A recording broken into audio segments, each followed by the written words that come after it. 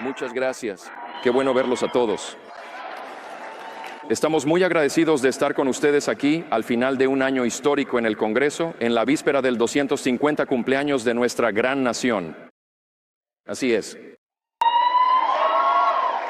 Y en medio de esta batalla épica y decisiva que realmente determinará el futuro de nuestra gran república, Charlie Kirk entendió eso mejor que nadie. Y como han escuchado aquí en los últimos días, ya no estamos en una batalla, ya no es solo un contraste entre republicanos y demócratas. Estamos ante un contraste entre dos visiones del mundo completamente diferentes y diametralmente opuestas. Charlie defendía eso. Lo conocí durante mucho tiempo. Y sí, Andy Biggs, vamos a trabajar en esa estatua en el Capitolio, ¿de acuerdo?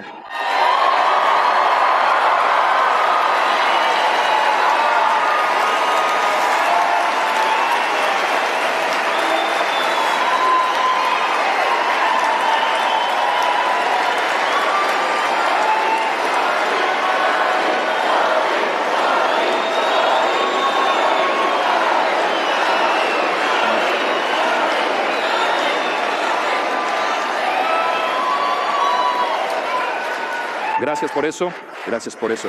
Conocí a Charlie durante mucho tiempo. Estuve en el movimiento conservador durante unos 20 años antes de llegar al Congreso. Trabajé como abogado de derecho constitucional, así que mi trabajo era ir a los tribunales y defender la libertad religiosa, el matrimonio y la familia, y la santidad de la vida humana. Durante esos años conocí a mucha gente. No creo que cuando estaba trabajando en los tribunales y en la corte de la opinión pública hubiera alguien más que manejara esa corte de la opinión pública mejor que Charlie Kirk, y por eso amamos tanto su legado. Fue un honor para mí que me invitaran a hablar en 4 vigilias y eventos diferentes en su honor tras su trágico fallecimiento. Fue como si la tierra temblara bajo todos nosotros, y en cada uno de esos eventos todos teníamos poco tiempo, así que presenté un mensaje sencillo y quería compartirlo con ustedes aquí esta mañana. Es algo bastante simple. Creo que la mejor manera de honrar el legado de Charlie es vivir como él vivió. Y lo que quiero decir con eso es que creo que hay 2 cosas muy importantes que todos podemos y debemos hacer. Creo que deberíamos promover sus principios y creo que deberíamos adoptar su enfoque. Ahora, permítanme hablar sobre el primero, promover sus principios. Verán, lo que Charlie representaba era muy bien conocido por todos. Era un hombre de profunda fe y convicción, como sabemos. Era un hombre verdaderamente auténtico, y eso fue lo que atrajo a todos hacia su mensaje. Ese era el gran poder de su mensaje, que venía tan profundamente de su corazón. Era auténtico. Charlie creía en las cosas en las que las Escrituras dicen que debemos enfocarnos, las cosas que son dignas de alabanza, nobles y buenas. Él creía y predicaba la fe y la familia, la libertad, la virtud y el patriotismo. Verán, Charlie lo entendía. Vivimos en la nación más grande de la historia del mundo, y ni siquiera hay comparación, y todos lo sabemos.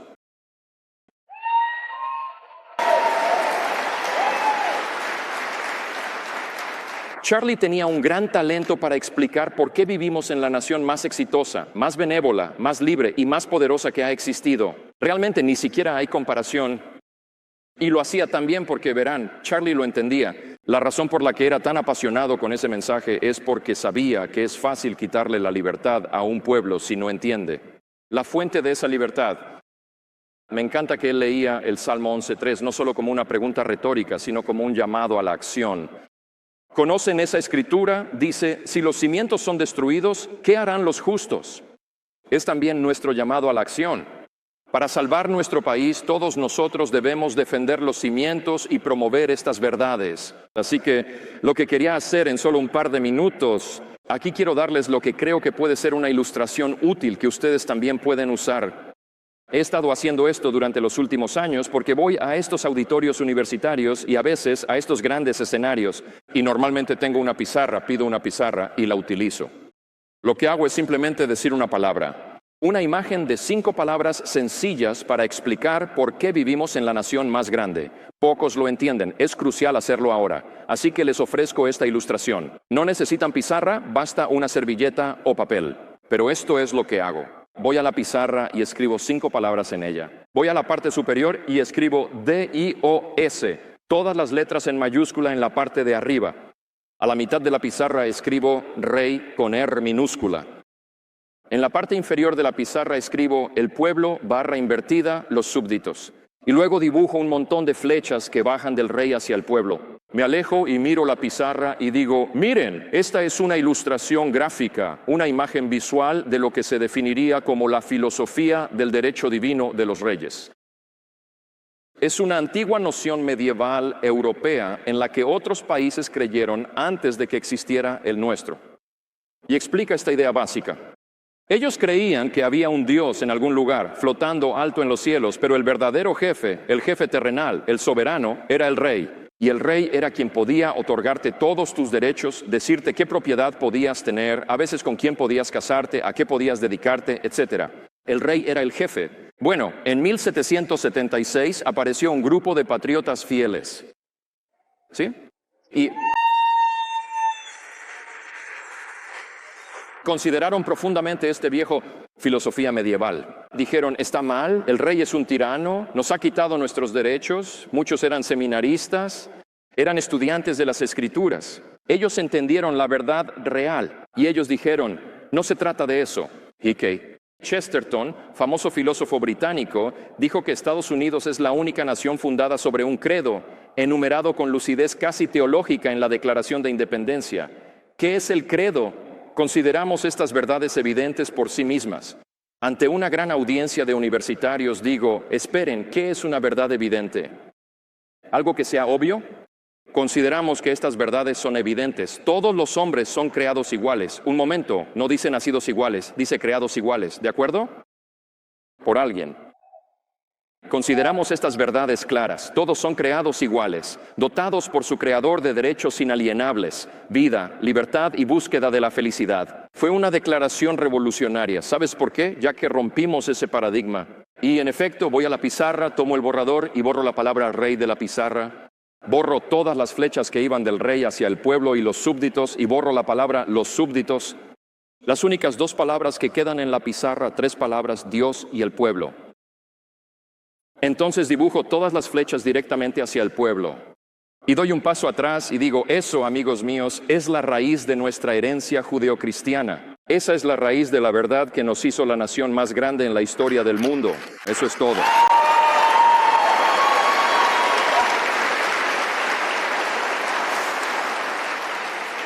Muchos años después, Abraham Lincoln lo resumió en el discurso de Gettysburg. Él dijo, estamos dedicados a esta proposición, que somos una nación bajo Dios y que un gobierno del pueblo, por el pueblo y para el pueblo no perecerá de la tierra. Pero luego tenemos que explicar la siguiente parte.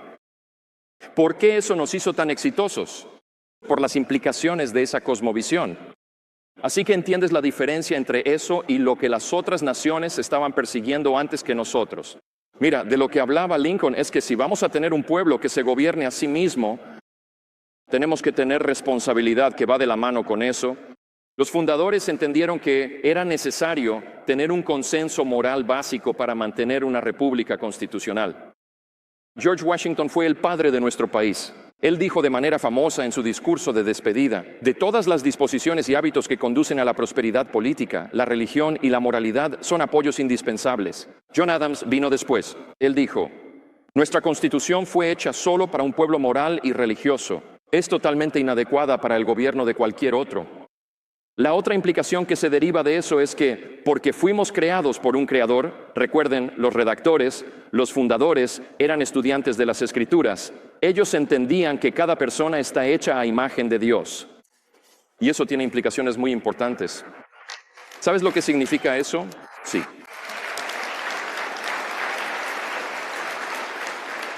Así que el significado de eso es tan importante porque significa que cada persona tiene una dignidad y un valor inestimables. Y tu valor no está relacionado de ninguna manera con el color de tu piel, el código postal en el que vives, ni con tu carrera universitaria. Tu valor es inherente porque te lo da Dios y nadie puede quitarte eso. Nadie puede quitarte eso.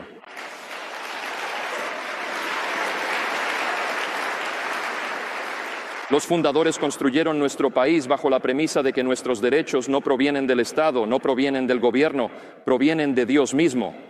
Y eso es lo que nos ha hecho la gran nación que somos. Ahora mira, para cerrar la ilustración rápidamente, entonces digo, cuando estoy en un campus universitario, digo, pero ¿sabes cuál es el problema? En las últimas generaciones nos hemos desviado de estas verdades fundamentales. Los cimientos están siendo destruidos. Tomo un borrador, vuelvo a la pizarra y borro D-I-O-S, porque ahora hay un movimiento que niega al propio Creador, niega sus mandamientos y sus órdenes y todas las cosas que al principio ordenaron nuestra libertad. Y ese es el problema, y por eso la libertad está en peligro, y por eso estamos en una guerra cultural para salvar la nación más grande, esta gran república nuestra. La mejor manera de restaurarla es volver y restaurar esos cimientos, devolver a Dios al lugar más alto y recordar quiénes somos bajo Él.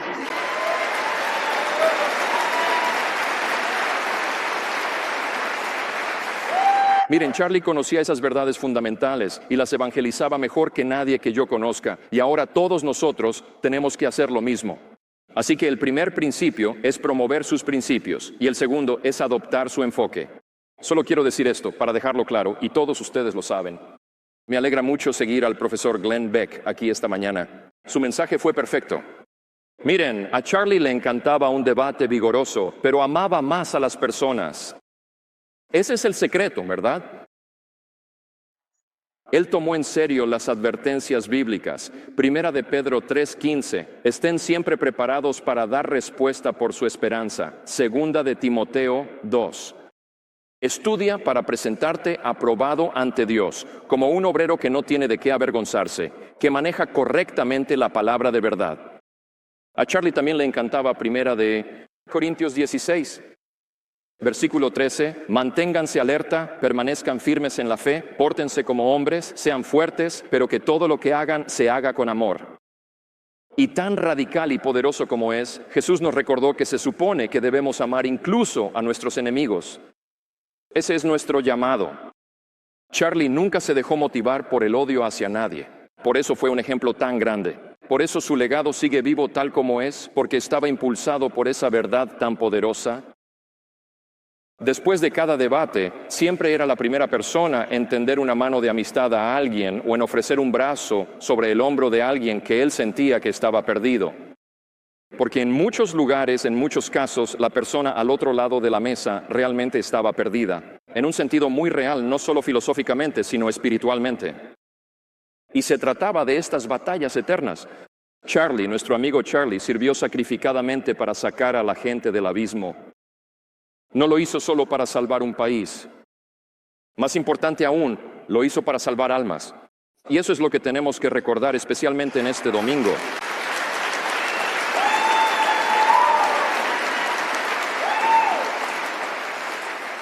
Todo lo que se necesita para que el mal triunfe es que los hombres buenos no hagan nada, y su presencia aquí hoy demuestra que ustedes están en la categoría de quienes hacen mucho. Quiero darles las gracias por toda su disposición a mantenerse firmes y participar en esta batalla en este momento. Nunca ha sido más importante que ahora. Y quiero agradecerles a todos por lo que hicieron en las elecciones del otoño pasado, devolviendo a Donald J. Trump a la Casa Blanca, sí.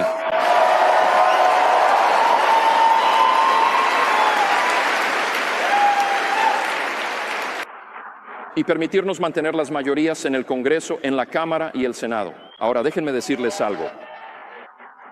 A pesar de los desesperados esfuerzos de los medios por pintar un panorama diferente, trabajamos codo a codo con el presidente Trump durante los últimos 12 meses y hemos tenido uno de los congresos más trascendentales e históricos en la historia de este país.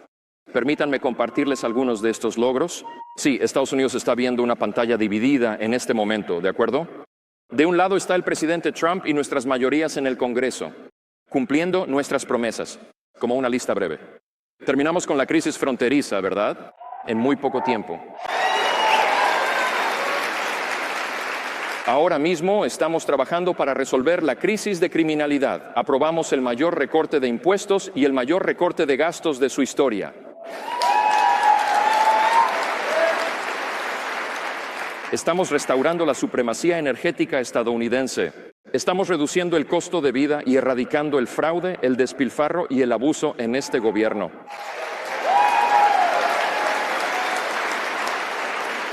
Eliminamos a los inmigrantes ilegales de los beneficios pagados por los contribuyentes. Creo que eso les gustaría. Recortamos drásticamente los fondos para USAID, PBS y NPR. Sí. Estaban demasiado adoctrinados. ¿Y saben qué más hicimos? Expulsamos a los hombres biológicos de los deportes femeninos y mucho más.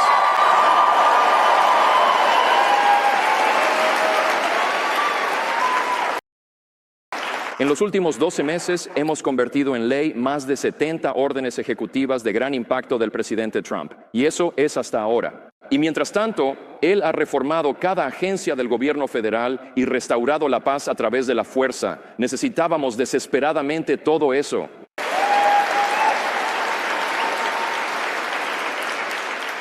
Todo eso ha ocurrido en los últimos 12 meses. Tenemos por hacer, lo logramos los márgenes más pequeños en la historia de Estados Unidos. Cada día.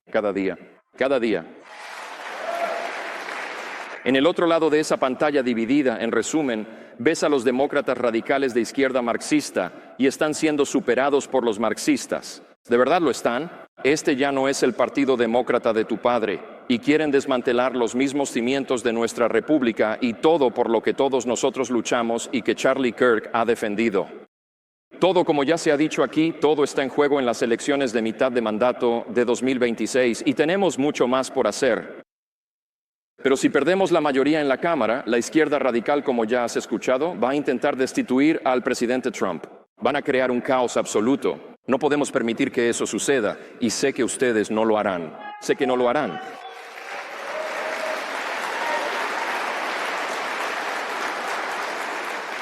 Quiero dejarles con 3 cosas.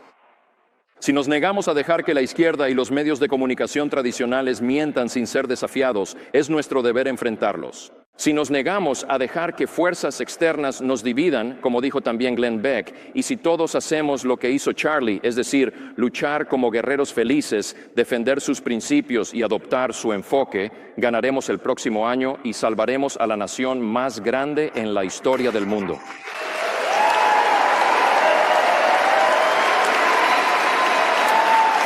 Lo vamos a lograr juntos.